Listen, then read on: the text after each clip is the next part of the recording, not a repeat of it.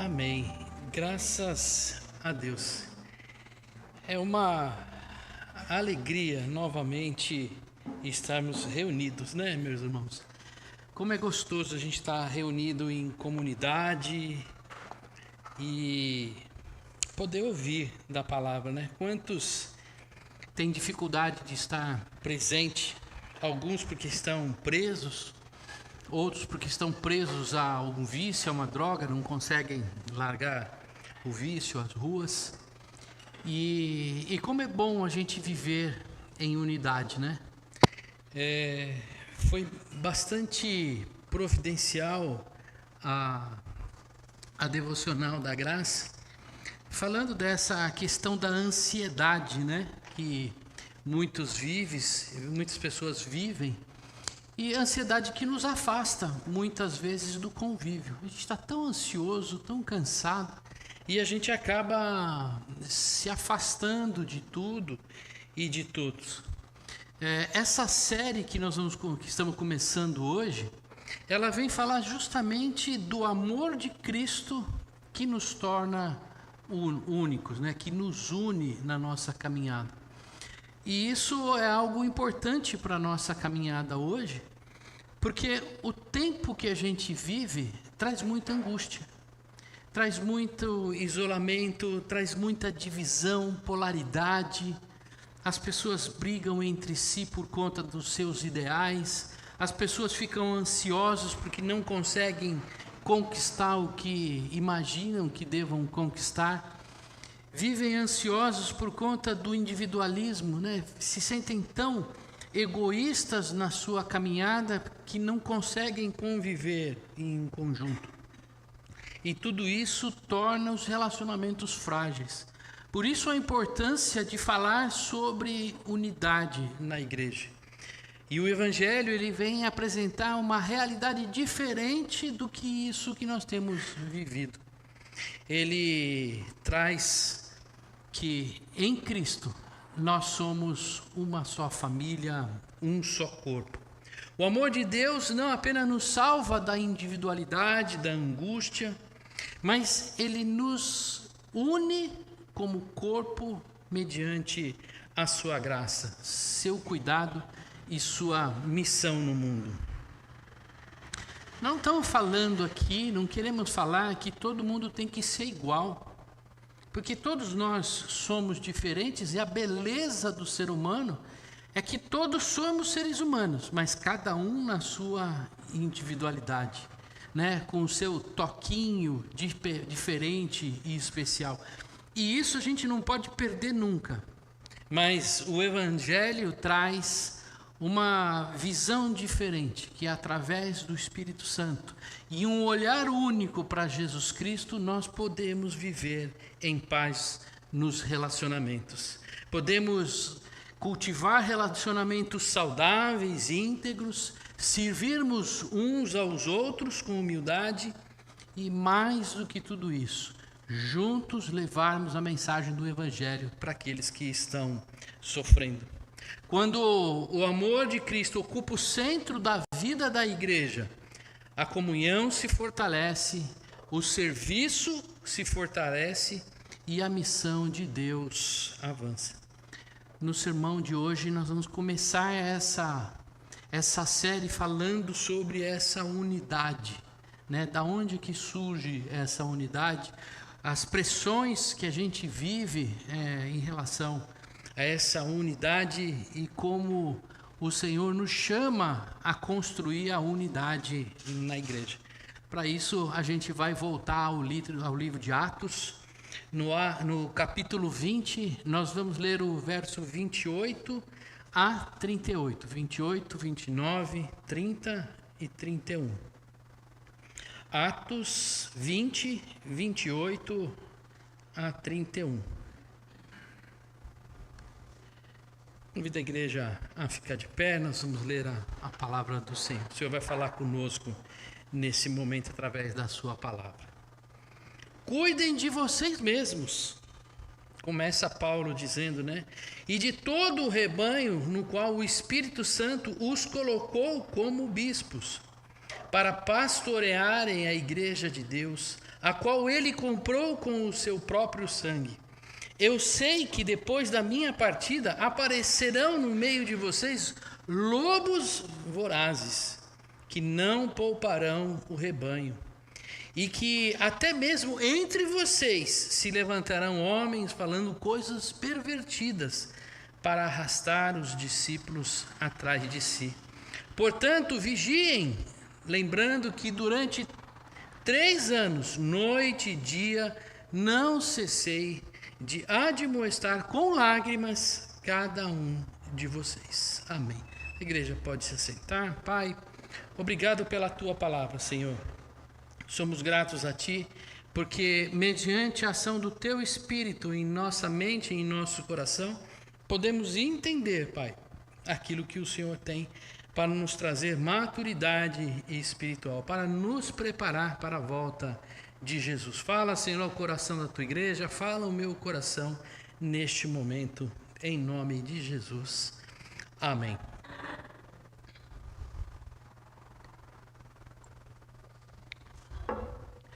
Vamos contextualizar o que estava acontecendo, qual que era esse momento. Você falou assim, o apóstolo Paulo está dizendo, né? Mas Paulo só não fala nas cartas, né? Não, Paulo fala, é dito, e a gente tem a história de Paulo agindo no livro de Atos também, que foi escrito pelo evangelista Lucas. E Lucas, no livro de Atos, traz justamente esse acontecimento que nós vamos meditar nessa noite. Isso, ele está falando de quando Paulo está saindo da igreja de Éfeso. Então, Paulo passou 3 anos lá na igreja de Éfeso e ele está saindo e dando algumas orientações. Ele diz aqui a tradução bispos, mas a gente pode considerar no dia de hoje os líderes da igreja. Então, os presbíteros da igreja propriamente dito, né? Não só o pastor da igreja, que é o presbítero docente, mas também os presbíteros que são os regentes, aqueles que administram a igreja. Então, Paulo está saindo da igreja de Éfeso e ele já sabe que ele vai enfrentar muita dor e até a morte lá em Roma. Nesse contexto, ele faz uma retrospectiva do seu ministério lá na igreja. Em seguida, ele entrega uma exortação aos líderes da igreja, que nós vamos meditar hoje. O foco principal é a responsabilidade desses líderes de cuidar da igreja diante das ameaças externas e internas que vêm sobre a igreja. Então, a gente esteve na escola dominical hoje pela manhã estudando do ano 130 até o ano 300, a respeito das pressões que a igreja vivia naquela época, justamente próximo ou um pouco mais adiante do que Lucas escreveu essa carta. Lucas escreveu o livro de Atos antes do ano 90, então a gente estudou um pouquinho mais para frente, mas Paulo já via que no meio da igreja que havia surgido, já existiam pressões para que a igreja se desviasse do seu caminho. Então, nós vamos mergulhar nesse texto que nós acabamos de ler. E a primeira coisa que chama a atenção, que nos ajuda na nossa caminhada, é que a unidade na igreja se expressa na relação de cuidado. Então, como que a gente pode ser unidos se não houver cuidado um pelos outros? Então, o primeiro passo para que a gente possa viver em unidade, em harmonia, em alegria, em uma igreja forte, é através do cuidado. Você vê que Paulo fala assim, cuidem de vocês mesmos, falando com os líderes da igreja, e de toda a igreja, todo o rebanho, no qual o Espírito Santo os colocou como líderes, para pastorearem a igreja de Deus, a qual ele comprou com o seu próprio sangue. Olha que interessante, os líderes da igreja são chamados a cuidar da igreja por meio do amor de Cristo. Então, se alguém almeja A liderança na igreja, a primeira manifestação que tem que haver no coração do líder é esse cuidado, esse amor manifestado através de um cuidado efetivo e verdadeiro com a igreja de Jesus Cristo. Mas não é só uma chamada para os líderes, porque não adianta somente os líderes tomarem uma atitude, uma direção.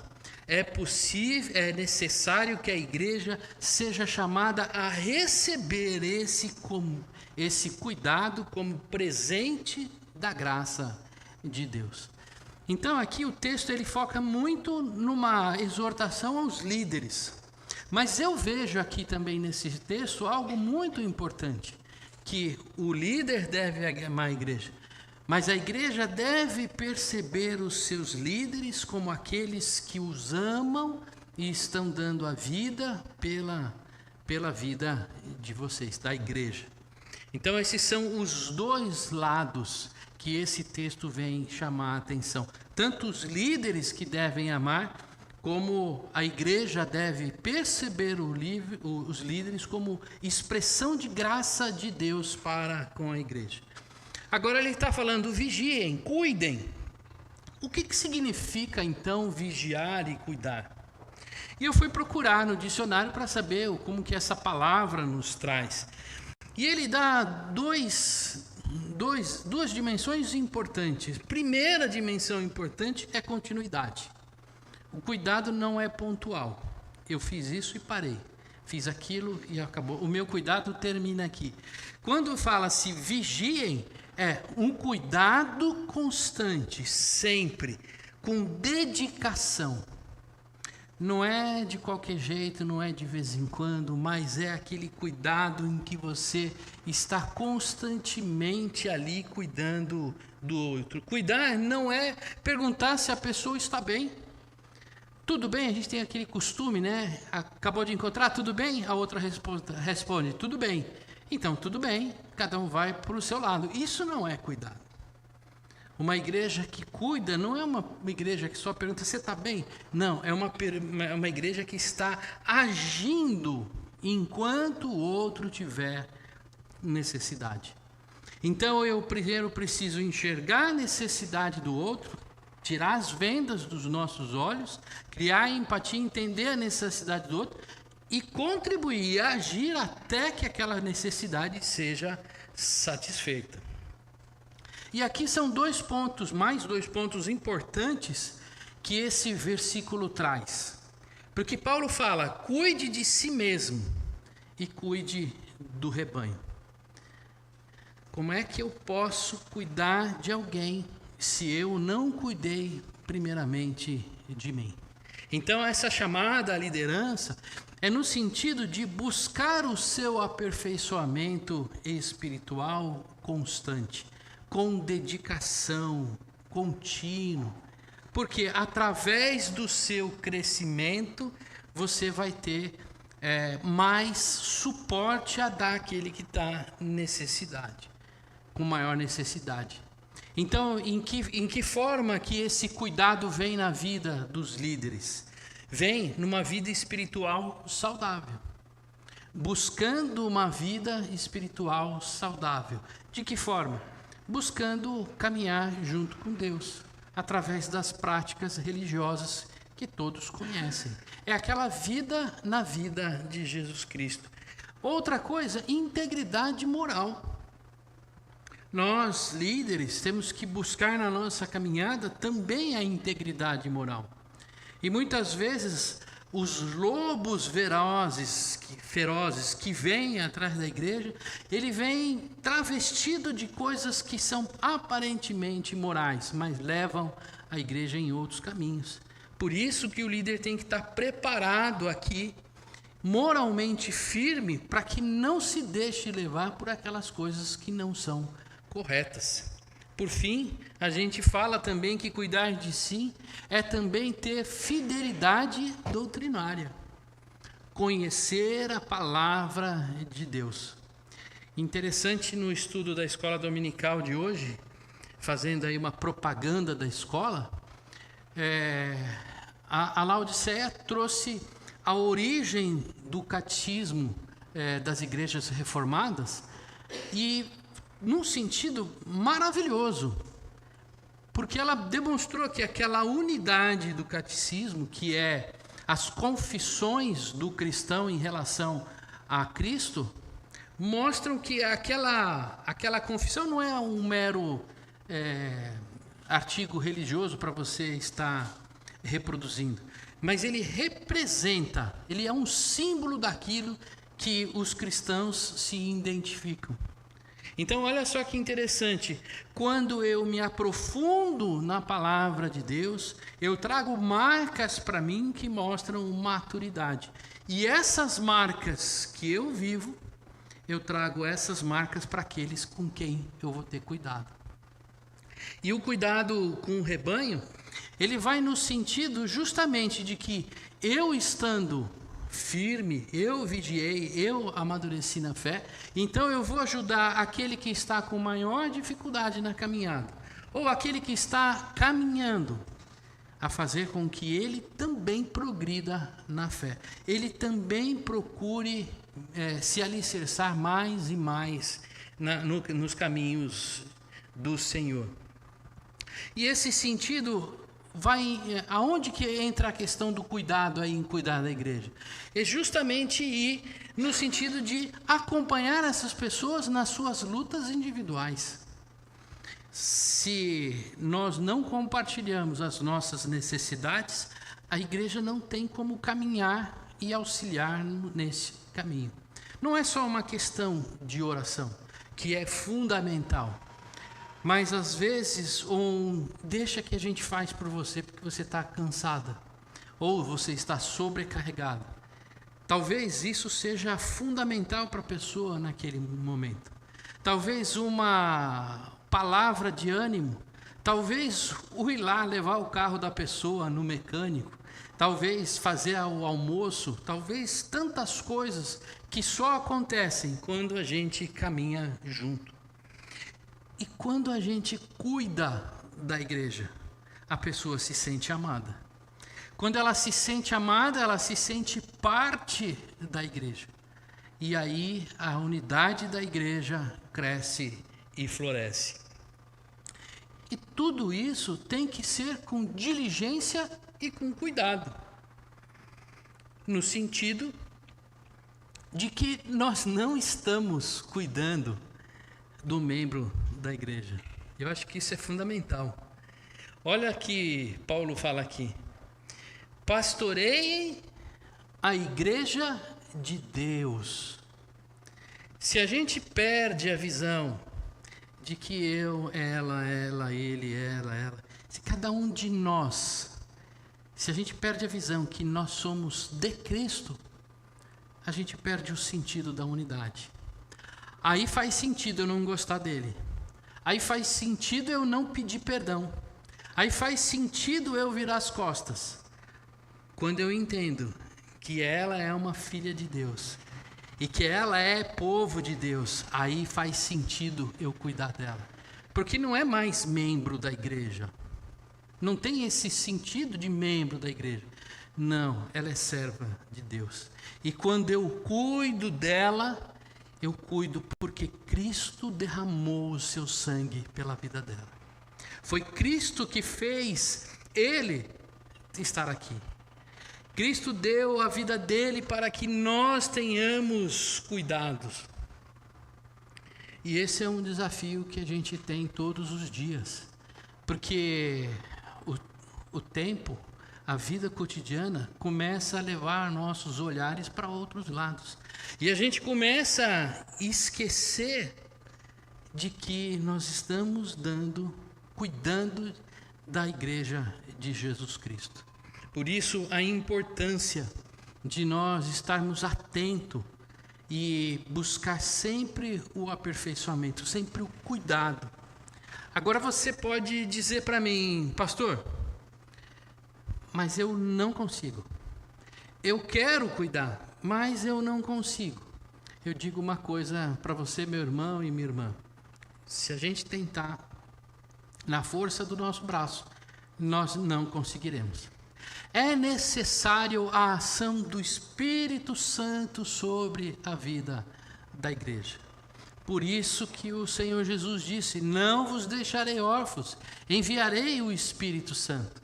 Porque é Ele que faz com que nós tenhamos condições de sermos capacitados para amar até aqueles que nos magoaram.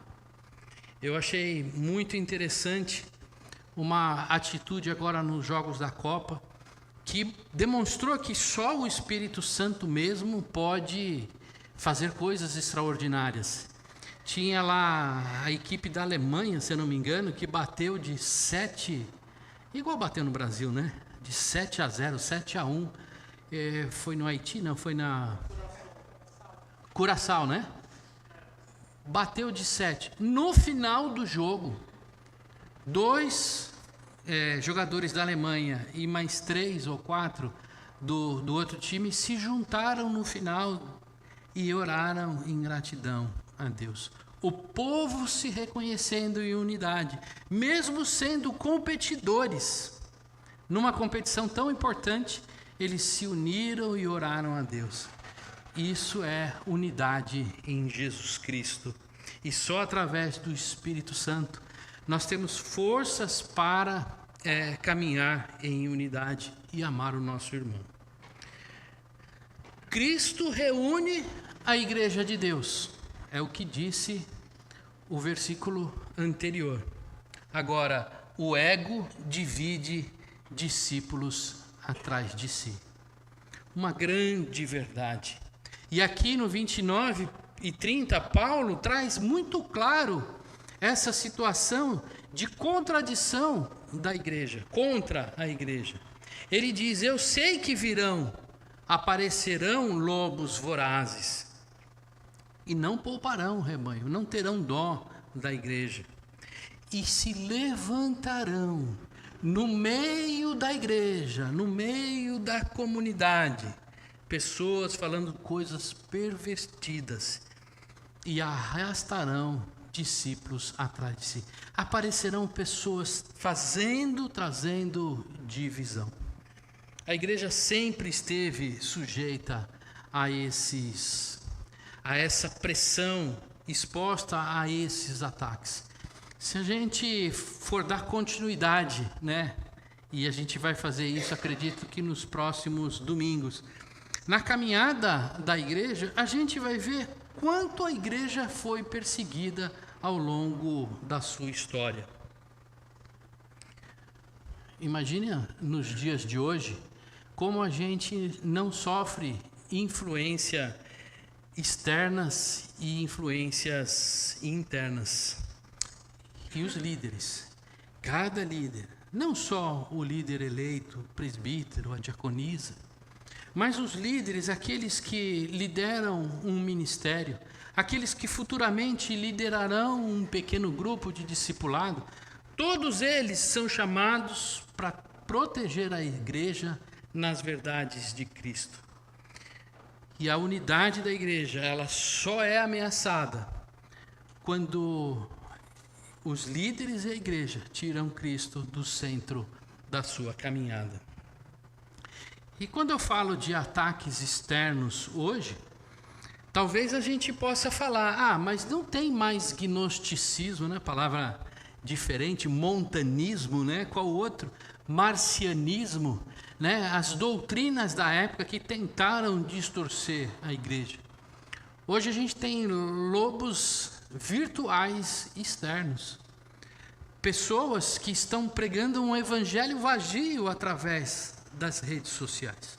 Não faço uma crítica à rede social em si, mas eu digo que a igreja precisa estar preparada, porque muitas vezes aquela voz bonita, meu querido, né, aquela cara bonita, trazendo palavras que massageiam o nosso ego, talvez estejam trazendo para dentro da igreja doutrinas que não são as doutrinas da nossa fé, aquelas que Cristo nos ensinou.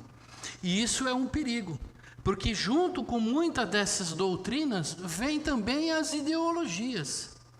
E ideologia passa. Por um lado vem aquela ideologia predominante, a igreja segue, aí depois vai para o outro lado, a igreja segue e a igreja fica sendo jogada de um lado para outro, como ondas do mar.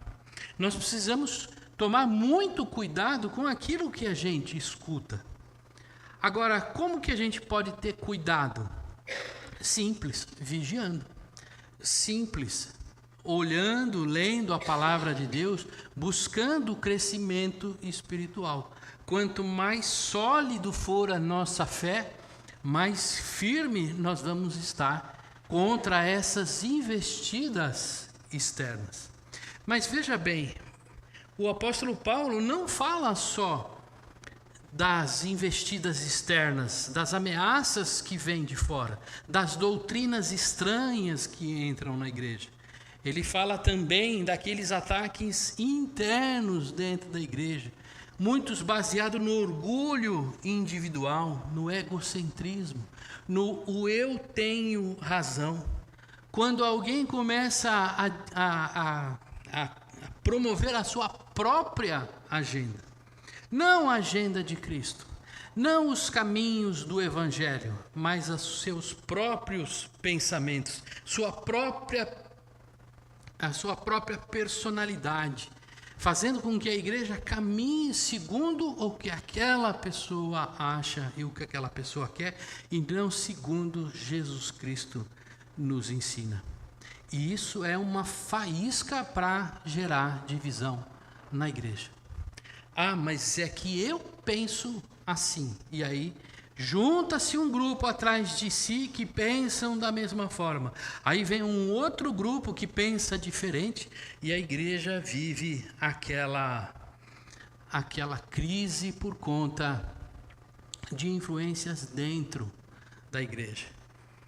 Por isso, podemos dizer que Paulo nos traz 3 problemas da gente não colocar em Cristo como centro da nossa caminhada, não usar o cuidado de um do outro, cuidado sincero um do outro para a unidade da igreja.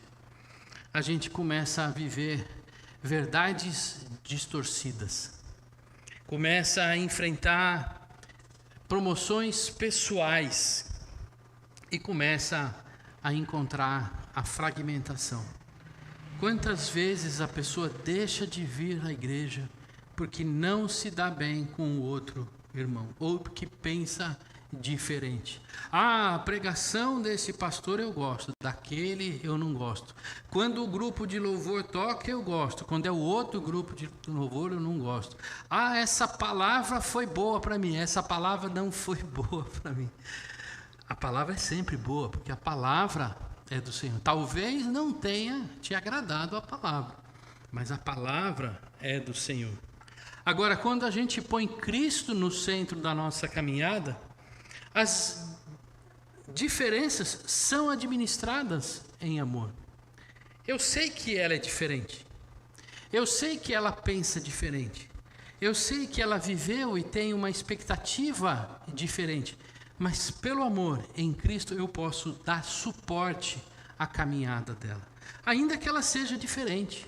Ainda que a roupa que ela vista, ainda que a linguagem que ela fale, ainda que a cultura que ela tem seja diferente da minha. Isso é secundário na nossa caminhada. Isso não é que nos separa, isso é o que nos torna mais forte.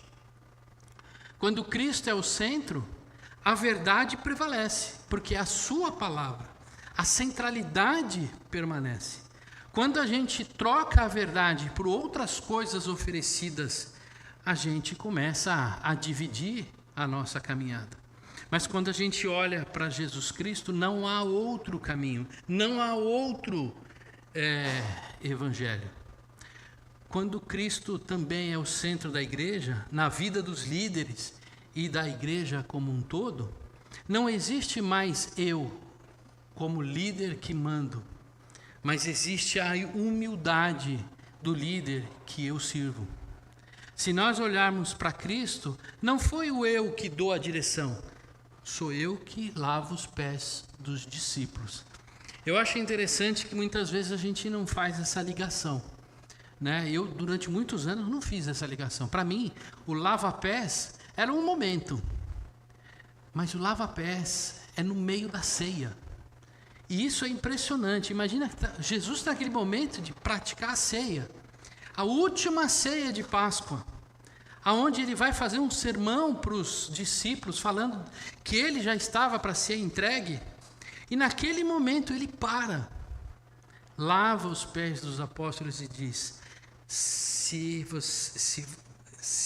você não aceitar que eu lave o seu pé, que eu sirva você, você não tem parte comigo. Agora faça o seguinte, faça o que eu faço. Não importa se era Judas, ele teve os pés lavados. Será que a gente separa Judas, tira da mesa e agora vamos lavar o pé de quem eu gosto? Não. Jesus nos ensina a viver esse amor de serviço, não voltado para nós, mas olhando para os outros.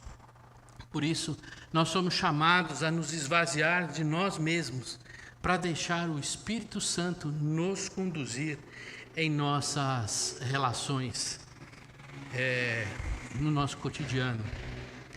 A vigilância se manifesta através de discipulado. Vigiar se manifesta através do discipulado. Olha o que Paulo diz aqui no 31. Portanto, vigiem, lembrando que durante 3 anos, noite e dia, não cessei de admoestar com lágrimas cada um de vocês. Nós somos chamados a gastar a nossa vida em favor da igreja. Deus tem chamado você para a liderança da igreja? Então saiba que você vai gastar a sua vida no cuidado da igreja. Mas é só de vez em quando. Não, é gastar. É fazer o que Paulo fez, com lágrima, dia e noite, com suor. Você tem que, você vai sair desgastado. Não porque isso nos torna mais perto de Cristo, mas esse vigiar, esse cuidado, ele vem com essa expressão de amor, de dedicação total. Hoje em dia, aonde que a gente pode ver esse vigiar do jeito que Paulo falou?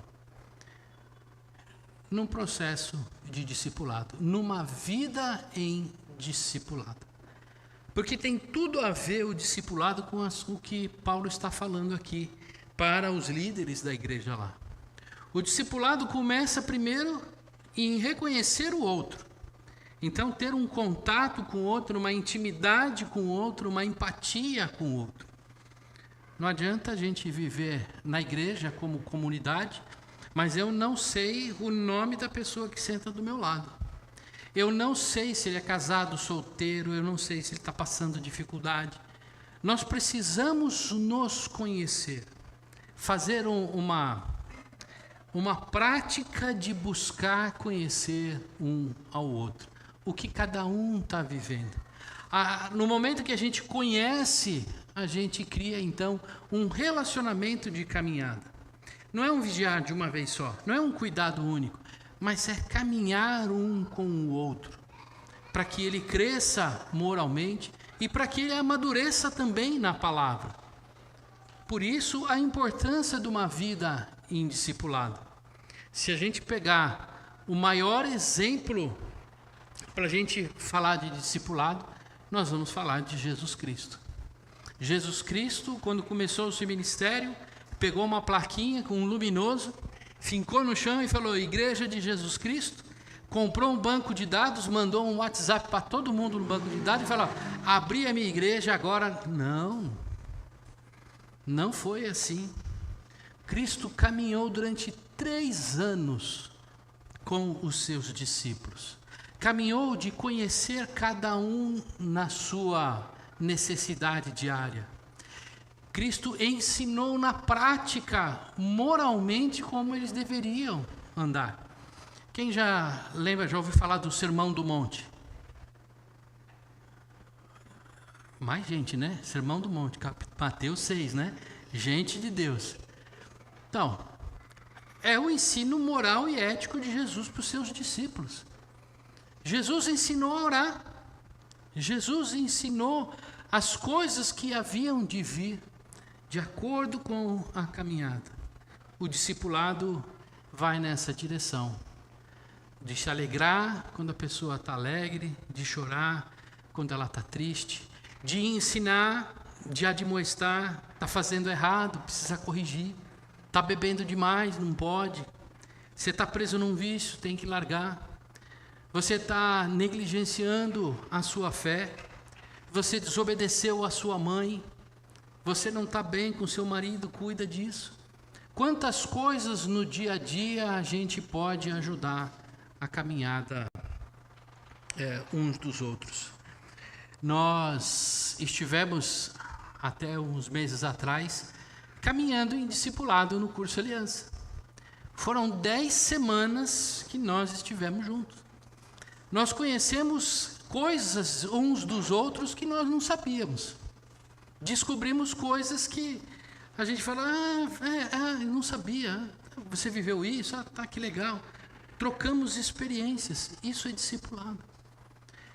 Esperamos que na caminhada da igreja a gente possa amadurecer no sentido de logo mais podemos criar grupos de caminhada comum, grupos de discipulado, onde cada um vai poder estar junto com uma outra pessoa, poder compartilhar os momentos tristes, compartilhar os momentos alegres, as dores, as alegrias. Vamos poder orar junto, vamos poder estudar a palavra junto. E aí a igreja vai crescer. E o que é o mais importante, mais bonito desse caminhar como discipulado? É a unidade da igreja. Quando nós caminhamos com Jesus no centro, quando a gente cuida um do outro, então a gente começa a viver uma igreja unida, forte e que cresce nas bênçãos do Senhor. Por isso nós somos chamados a cuidar um do outro. E espero que nessa série, nesses sermões que a gente vai tratar falando sobre o amor que une, a gente possa olhar sempre que o objetivo central é Jesus Cristo na nossa vida e que a partir da ação de Deus a gente possa viver uma igreja forte, unida e que prevalece contra as investidas do mal. Amém? Vamos orar, colocar isso diante do Senhor. Pai, obrigado, Senhor, pela Tua palavra. Senhor, obrigado, Pai, porque ela vem em bom momento, Senhor, e toda vez que a Tua palavra vem, ela vem em bom momento. Eu sei, Pai, que muitas vezes o que tem nos unido, Senhor, são as nossas afinidades, as nossas histórias, as nossas tradições. Mas tudo isso é frágil, Senhor. O que nos une é Cristo. Somos ovelhas do Senhor e somos pastoreados, Senhor, por Jesus Cristo. Por isso eu peço a Ti, Pai, que o Senhor traga essa mudança de consciência e de coração ao meu coração e ao coração da Tua igreja. Que a partir de agora, Pai, a gente possa fortalecer o nosso entendimento de que cada um de nós, Senhor, é algo precioso conquistado com o Teu sangue, adquirido com o Teu sangue, Senhor. Que o Senhor nos torne, meu Pai, cada vez mais amorosos e que a Tua unidade, Senhor, o Teu Espírito, seja maior do que todas as pressões que vierem nos desestabilizar. A Ti, Senhor, toda a honra, todo o louvor e toda a glória, em nome de Jesus. Amém. Vamos cantar mais uma canção e caminhar para o encerramento do culto e da Assembleia. Vamos colocar em pé.